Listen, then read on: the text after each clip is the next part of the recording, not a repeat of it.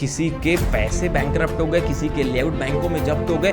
कई बार तो cooperative society बड़ी बड़ी बैंक हमारे पास लेकर आते हैं, प्रोजेक्ट लोन दिया था, बिल्डर से प्रोजेक्ट कंप्लीट नहीं हुआ। रियल एस्टेट की इंडस्ट्री में बहुत सारे बिल्डर्स एंड लैंड डेवलपर्स को ये नहीं पता होता कि उन्हें एक्चुअली क्या पता होना चाहिए।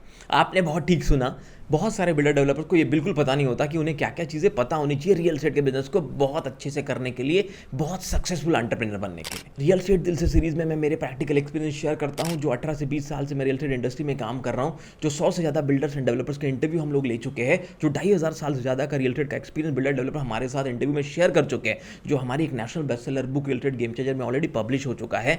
और करीब 100 से ज़्यादा रियल एस्टेट सीईओज के साथ, बिल्डर्स एंड डेवलपर के साथ ऑन ग्राउंड काम करने के बाद मैं कुछ ऐसे पॉइंट्स इस सीरीज में आपके लिए लेकर आता हूं जो बहुत fact based, research based, on ground work based होते हैं। Friends, I am doctor Amol Maurya, real estate coach, real estate trainer, real estate author and entrepreneur. और मैं और मेरी टीम बहुत रिसर्च करके ये पॉइंट्स आपके लिए लेकर आते हैं, ऐसे टॉपिक लेकर आते हैं ताकि जिंदगी में आप रियल एस्टेट इंडस्ट्री को बहुत अच्छे से डिटेल में, डेप्थ में समझ सके, ऑर्गेनाइज वे से आगे जाकर रियल एस्टेट इंडस्ट्री काम करे। कम से कम 1 लाख रियल एस्टेट एंटरप्रेन्योर को 2047 तक हम एम्पावर करें। और अगर एक व्यक्ति 50 से 100 जॉब क्रिएट कर सका तो भारत में 50 लाख से 1 करोड़ नए जॉब रियल एस्टेट में क्रिएट हो। इसी मिशन के साथ हम ये सीरीज आपके लिए लेकर आए हैं। तो क्या नहीं पता है बिल्डर्स एंड डेवलपर्स को? क्या ऐसा नहीं पता बिल्डर डेवलपर्स को जिसकी वजह से उनका बिजनेस बर्बाद हो जाता है, कंपनी ग्रो नहीं कर पाती, लोग टिक नहीं पाते, पावरफुल टीम नहीं बन पाती? ऐसी क्या चीज़ें लैकिंग है? तो दोस्तों, मैं शुरुआत करता हूं सबसे पहले सबसे इंपॉर्टेंट डिपार्टमेंट के बारे में, इंपॉर्टेंट चीज़ के बारे में जो बिल्डर डेवलपर को बिल्कुल नहीं पता। बहुत सारे बिल्डर डेवलपर्स को लगता है कि भाई एक जगह खरीद लो, किसी और ने खरीदी थी, उसने पैसे बना लिए तो हमने भी एक जगह खरीद ली, एक लेआउट काट लिया या एक प्रोजेक्ट बना दिया और अब वो बिक जाएगा और बस वो काम शुरू कर देते हैं। और एक एम्प्लॉय रख लेते हैं, वो एम्प्लॉय का नाम होता है अकाउंटेंट, ज़्यादा से ज़्यादा होता है पानी पिलाने के लिए प्यून या रिसेप्शनिस्ट, और हो गई एक रियल एस्टेट की कंपनी यहाँ पे खत्म भैया। बस यही है रियल एस्टेट की रियल कहानी। बहुत सारे सिटीज़ में, specially tier 2, tier 3, tier 4 cities में बहुत सारे लोग ऐसा ही काम कर रहे हैं। 50 करोड़ के लेआउट, 100 करोड़ के लेआउट है, प्रोजेक्ट्स है, लेकिन 2 से 3 एम्प्लॉय और पूरी तरह से डिपेंडेंट है मार्केट में काम करने वाले ब्रोकर के भरोसे, एजेंट के भरोसे, चैनल पार्टनर्स के भरोसे। कोई इंटरनल सिस्टम नहीं, कोई इंटरनल टीम मेंबर्स नहीं। जो चल रहा है भगवान भरोसे चल रहा है। क्यों चल रहा है? क्योंकि कई सालों पहले पुश्तैनी प्रॉपर्टी रखी थी, एंशिएंट प्रॉपर्टी रखी थी, किसी ने किसी बच्चे को प्रॉपर्टी पिताजी से मिल गई, या मान लीजिए कोई सस्ती प्रॉपर्टी मिल गई और सबको लगा कि हम भी बिल्डर बन जाएंगे, हम भी डेवलपर बन जाएंगे। अब क्या पता होना चाहिए और नहीं पता होने से क्या होता है, पहले ध्यान से समझिए। दोस्तों, as a builder and developer आपको सबसे पहले तो सोचना शुरू करना पड़ेगा एक अच्छे बिजनेसमैन की तरह, एक सीईओ की तरह। अगर बड़ी कंपनी बनानी है, बड़ा प्रोडक्ट की वैल्यू है, 50 करोड़ का लेआउट, 100 करोड़ की टाउनशिप कोई छोटी चीज़ नहीं होती। एक छोटा सा लेआउट 5 एकड़ में भी डालिए, 2000 रुपये स्क्वायर फीट से अगर आप बेचते हैं, और मान लीजिए आपके पास 1 लाख, 1.25 लाख फुट का सेलेबल एरिया है, तो 22 करोड़, 25 करोड़, 30 करोड़ रुपये लेआउट की वैल्यू होती है। लेकिन लोगों को लगता है ये कौन सा बड़ा काम है, तो छोटा सा काम है। ऐसा नहीं है। एक प्रॉपर सिस्टम का होना, 10-10 लेआउट हो गए लोगों की, फिर भी कोई टीम मेंबर नहीं, कोई सिस्टम नहीं है, कोई टेक्नोलॉजी का यूज़ नहीं हो रहा। जैसे चल रहा था भगवान भरोसे चल रहा है, किसी का चल रहा है, किसी का डूब गया। कई बार तो कोऑपरेटिव सोसाइटी बड़ी बड़ी बैंक हमारे पास लेकर आते हैं, प्रोजेक्ट लोन दिया था, बिल्डर से प्रोजेक्ट कंप्लीट नहीं हुआ, पूरा बिल्डर बैंकरप्ट हो गया, प्रोजेक्ट हमने सील कर लिया, सेल डीड अभी बैंक के नाम पर है, और बैंक चाहती है कि कोई और बिल्डर आए और इस प्रोजेक्ट को आगे बढ़ाए। ऐसा क्यों होता है? ऐसा क्यों हो रहा है इतने सारे प्रोजेक्ट्स में? सवाल ये है कि बिल्डर डेवलपर ये जानते ही नहीं कि उन्हें क्या पता होना चाहिए। आपको ये पता होना चाहिए कि रियल एस्टेट को अब ऑर्गेनाइज्ड वे से करना ज़रूरी है।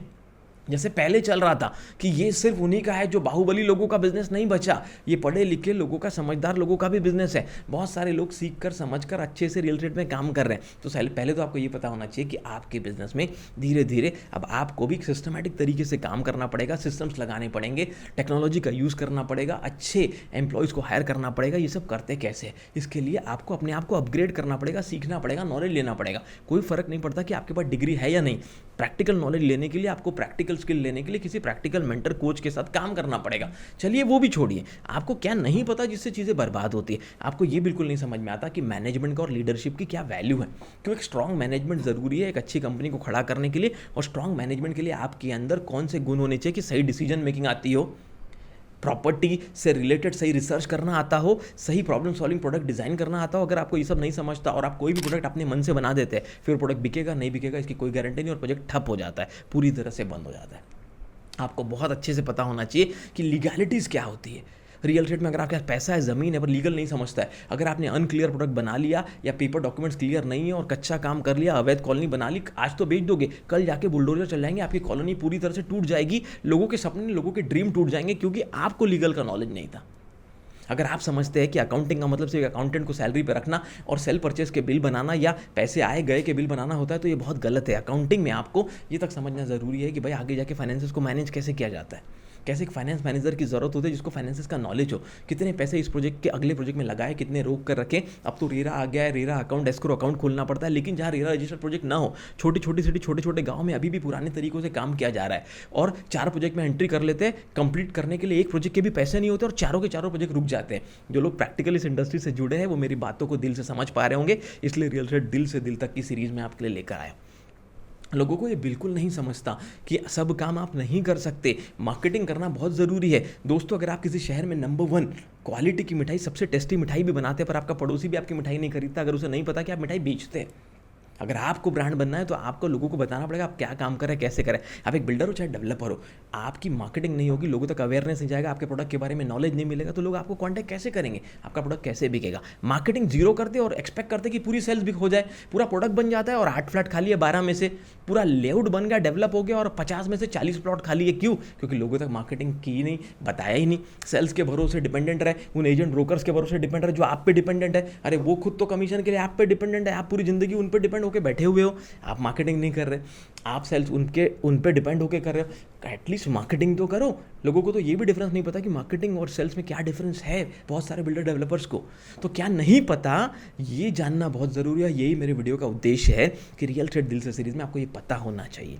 चलो ये सब पता भी चल गया, इसके बाद सबसे इंपॉर्टेंट ये पता ही नहीं होता कि रियल एस्टेट के ऑपरेशंस काम कैसे करते हैं, कैसे रियल एस्टेट में ऑपरेशन बहुत स्ट्रांग होना बहुत ज़रूरी है। Pre project, during project, after project, कितने अलग अलग प्रकार के ऑपरेशंस होते हैं। क्वालिटी को मेंटेन करना, टाइमली डिलीवरी देना, अपने कमिटमेंट्स को पूरा करना कितना ज़रूरी है। अगर आपको ये नहीं पता तो आपका विनाश निश्चित है आने वाले कुछ साल में, और कोई ऑप्शन नहीं है।